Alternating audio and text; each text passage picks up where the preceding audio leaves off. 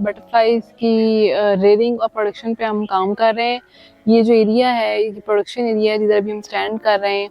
यहाँ पे हमने बटरफ्लाई से रेलिवेंट प्लांटेशन की हुई है। इधर बटरफ्लाईज कुछ हमारी पैदा होती हैं और कुछ हम जो है वो फील्ड कलेक्शन करते हैं। सबसे पहले यहाँ पे बटरफ्लाईज जो है वो एग लेइंग करती हैं। यहाँ पे उनके रेलिवेंट प्लांट्स लगे हुए हैं। हर बटरफ्लाई का डिफरेंट होस्ट प्लांट होता है जिसके ऊपर वो एग लेइंग करती है, क्योंकि डिफरेंट स्पीशीज हैं।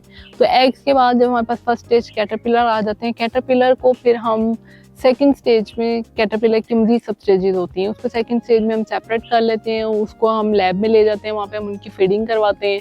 उसके इस प्रोसेस के बाद उधर से हमारे पास उसकी थर्ड स्टेज प्यूपा आ जाता है, क्राइसेलिस जिसको कहते हैं। क्राइसेलिस से फिर फाइनली जो है वो बटरफ्लाई इमर्ज होती है। तो यहाँ पे हम एग तक हमारा समझे प्रोसेस होता है, और जो हमारे पास फील्ड से बटरफ्लाई आती हैं उसकी भी हम कोशिश करते हैं कि यहीं पे सारी एग लेइंग का प्रोसेस कंप्लीट हो। यहाँ पे हमारे पास बटरफ्लाई सीजनल होती हैं और ये हमारे पास 8 to 10 स्पीशीज जो हैं वो हर टाइम अवेलेबल होती हैं। विंटर में हमारे पास सिर्फ एक बटरफ्लाई होती है जिसका नाम कैबेज वाइट है।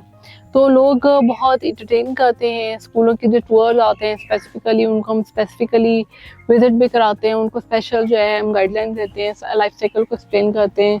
तो वो बड़े खुश होते हैं यहाँ पे, और जो किड्स हैं स्पेशली उनको एक प्रैक्टिकल डेमोस्ट्रेशन मिल जाती है बटरफ्लाईज के लाइफ साइकिल के हवाले से। ये तमाम इंसेक्ट्स में ऐसा ही होता है, इनकी लाइफ साइकिल लाइफ कम होती है। बटरफ्लाई, अडल्ट बटरफ्लाई जो है वो कोई मैक्सिमम 15 to 20 डेज रहती है, या वैसे 5 to 7 डेज नॉर्मली हमने देखा है कि उसकी इतनी लाइफ ही होती है।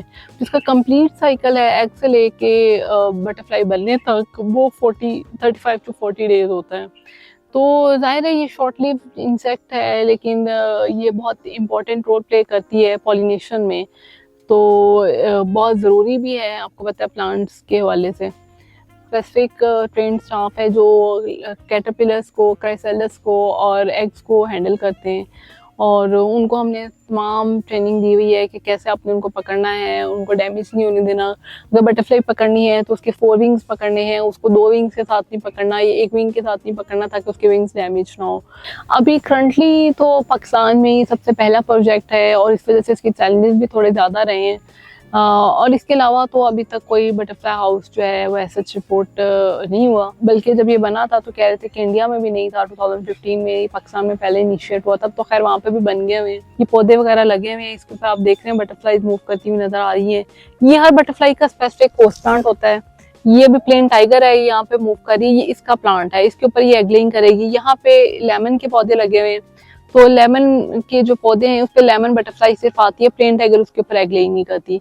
तो बटरफ्लाईज की रेयरिंग में उन आइडेंटिफिकेशन करना होस्ट प्लांट्स की कि उसका कौन सी स्पीशीज किस पे एग लेइंग करेगी, ये भी बड़ा इंपॉर्टेंट टास्क है और बड़ा चैलेंजिंग भी है हमारे लिए। तो बाकी बटरफ्लाईज के डिफरेंट कलर्स होते हैं, ज़्यादातर ब्राउन कलर में हमें मिलती है।